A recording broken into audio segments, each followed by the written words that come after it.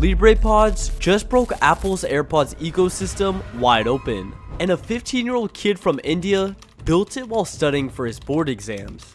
Apple released the first generation AirPods on December 13th, 2016. Within a few years, they became arguably the most successful audio product ever made. In 2024 alone, Apple sold roughly 66 million pairs. By the end of that year, over 100 million active AirPods users existed worldwide.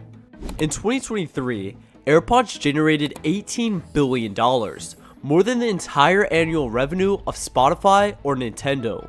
62% of Americans between 18 and 24 own a pair.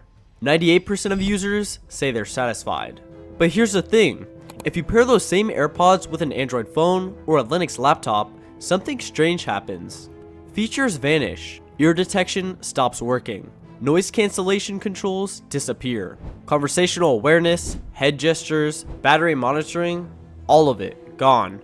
The high quality AAC codec gets downgraded to basic SBC audio. As Pocket Limp put it, in frustratingly true Apple fashion, all AirPods get treated as second-class citizens when paired with non-Apple hardware. For years, most people assumed this was a hardware limitation, that Apple's proprietary chip, the H2, simply couldn't communicate its full capabilities over standard Bluetooth. The tight integration between AirPods and iPhone seemed like the product of deep, sophisticated engineering that competitors couldn't replicate. Kavish Davar proved that assumption wrong with a single line of code. When AirPods connect to a device over Bluetooth, they check the vendor ID in something called the DID profile. If that ID matches Apple's, the AirPods unlock their full feature set. If it doesn't, they hold back. That's it. That's the entire gatekeeping mechanism. As the LibrePods README states, turns out, if you change the vendor ID and DID profile to that of Apple, you get access to several special features. LibrePods works by spoofing Apple's Bluetooth advertisement packets, essentially tricking your AirPods into thinking they've connected to a Mac or an iPhone. The system manipulates the L2CAP protocol layer to bypass Apple's vendor restrictions. Once that handshake completes, the earbuds hand over high-quality audio streams and device status information normally reserved for Apple's ecosystem. Noise cancellation control comes alive, transparency mode, adaptive mode, ear detection, conversational awareness, all of it suddenly works perfectly on Android and Linux. And perhaps most remarkably, hearing aid features, including amplification adjustment, balance, tone, ambient noise reduction, and conversation boost, work as well. Kavish even implemented the ability to set audiogram results from Android, meaning users can configure medical-grade hearing assistance without ever touching an iPhone. Functionality that builds on Apple's FDA OTC hearing aid approval for AirPods Pro. By early 2026, the GitHub repository had accumulated over 26,000 stars and 1,500 forks, making it one of the most popular open source projects of the year. As TechBuzz puts it, it's a direct challenge to Apple's ecosystem strategy. By demonstrating that AirPods premium features can work perfectly well on competing platforms, LibrePods exposes how much of the iPhone's exclusivity is artificial rather than technical necessity. This feeds directly into a much larger regulatory battle playing out in Europe, and connects to the broader rights to repair movement that's been gaining momentum worldwide. The EU's Digital Market Act, or DMA, specifically targets this kind of ecosystem lock-in. In September 2024, the European Commission opened proceedings against Apple for failing to comply with interoperability obligations. By March 2025, they issued a decision demanding changes. Apple, for its part, estimated DMA compliance costs at over $1 billion annually and argued the regulations unfairly single them out while competitors like Samsung operate freely. But LibrePods undermines Apple's position in a uniquely devastating way.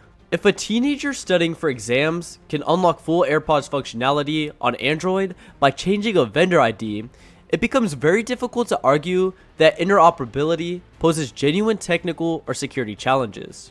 The EU took notice. By late 2025, Apple began opening iOS to third-party accessories under DMA pressure, with iOS 26.3 expected to reduce ecosystem lock-in across European markets. There are legitimate counter-arguments. Some privacy advocates point out that Apple's closed ecosystem protects less technical users. The argument goes that locking features to verified Apple devices ensures a controlled, secure experience. Others note that LibrePods currently requires root access on most Android devices, which limits its practical reach. Users on forums have requested that custom OS developers patch Android's Bluetooth stack to avoid this requirement, but Google has reportedly been reluctant to merge the fix. There's also a question of whether Apple will respond. Community consensus seems to lean towards indifference. As one commenter noted, no one switches to an iPhone for just better AirPod support, and selling more AirPods makes them money. If anything, LibrePods might sell more AirPods by making them viable for the Android ecosystem. As for Kavish himself, not much is known beyond the basics. He taught himself programming, he's now 17, and he's currently preparing for the JEE Advanced exam, India's equivalent to MIT entrance testing, one of the most competitive engineering assessments. Development on LibrePods are paused until May 17th, 2026, so he could focus on studying. The same kid who exposed a billion-dollar company's artificial product restrictions had to put the project on hold to take a test. There's something poetic about that. Apple, a $3 trillion corporation with tens of thousands of engineers, built a wall around their earbuds. And a high school student in India, between study sessions, found that the wall was made of paper, one spoof vendor ID. That's all it took to prove that the features you thought required an iPhone were sitting in your AirPods the entire time, waiting to be asked nicely. The $18 billion question isn't whether LibrePods works. It clearly does. The question is what it means when the most profitable ecosystem lock-in in consumer electronics can be defeated by a teenager with a GitHub account and a Bluetooth specification document. Maybe it means the walls were never really there to keep you safe. Maybe they were just there to keep you inside. I hope you enjoyed this video. It would mean the world to me if you liked the video and subscribed. I make videos about everything ranging from cyber criminals to government-backed hackers, all the way into deep web investigations and ethical hacking tutorials. Thank you for watching, and I hope you have a great day.